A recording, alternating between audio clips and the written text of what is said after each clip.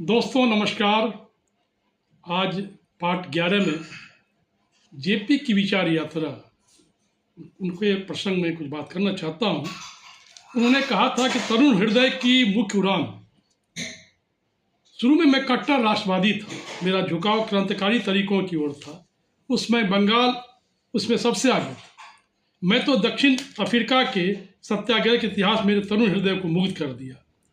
मेरे क्रांतिकारी विचार अभी पक्के नहीं हो पाए थे कि गांधी जी का प्रथम सत्याग्रह आंदोलन एक चढ़ते हुए तूफान की तरह सारे देश में छा गया। उस जमाने में उन हजार नौजवानों में एक था जो सूखी पत्तियों की तरह उस तूफान में उड़कर कुछ देर के लिए आकाश में पहुंच गए थे। एक ऊंचे विचार की उड़ान में बहुत ऊंचे उड़ जाने का यह अल्प अनुभव अस्त्रचल में कुछ ऐसा छाप छोड़ गया जिसे काल और वस्तु स्थिति की भयंकरता भी मिटा नहीं सकी।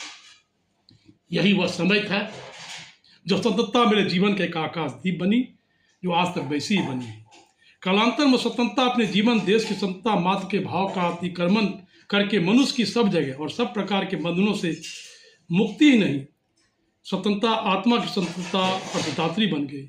यह स्वतंत्रता जीवन की एक निष्ठा बन गई। मेरी रोटी के लिए, सत्ता के लिए, सुरक्षा के लिए, समृद्धि के लिए, राज की प्रतिष्ठा के लिए, किसी अन्य वस्तु के लिए इसके साथ समझौता नहीं कर सकता। दूसरा बात उन्होंने अपने विषय में लिखा है, हमारे ऊपर मार्क्सवाद का जादू इतना व्यापक था। उसके बारे में उन्होंने कहा है कि सन 1922 से ले 1929 तक अमेरिका में रहा। वहाँ मैंने मार्क्सवाद का गहरा अध्ययन किया। फिर भी स्वतंत्रता के मेरे लक्ष्य को कोई परिवर्तन नहीं हुआ, किंतु उसकी पूर्ति के लिए क्रांति का मार्क्सवादी सिद्धांत गांधी जी को सविनय अवज्ञा और असहयोग पद्धति की अपेक्षा अधिक निश्चित और शीघ्रगामी मालूम हुआ। महान नेता, लेकिन लेनिन की रोमांचकारी सफलता का वर्णन पढ़कर हम कभी पढ़ाते नहीं थे। हमें लगता था कि क्रांति के लिए मार्क्सवादी मार्ग ही श्रेष्ठ है और वह रूस के उदाहरण से सिद्ध हो चुका है। मार्क्सवाद ने समानता और भाईचारे की एक और ज्योति मेरे जगा दी।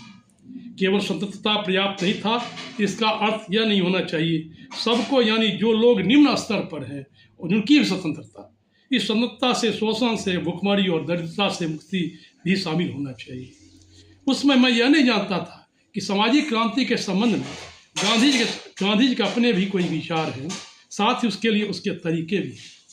सन 1929 में जब मैं अमेरिका से अपने देश वापस आया, तब वहाँ राष्ट्रीय भावना अपनी चरम सीमा पर थी। दूसरे वर्ष के प्रारंभ में महात्मा गांधी ने अपना सुविख्यात नमक सत्याग्रह शुरू कर दिया। स्वाभाविक ही था मैं अपने पूरे उत्साह के साथ संघर्ष में कूद पड़ा, लेकिन मुझे भारत के साम्यवादी लोग इस आंदोलन में कहीं दिखाई नहीं दिए। उल्टे वे लोग राष्ट्रीय आंदोलन को बुर्जुआ आंदोलन और गांधी की भारतीय बुर्जुआ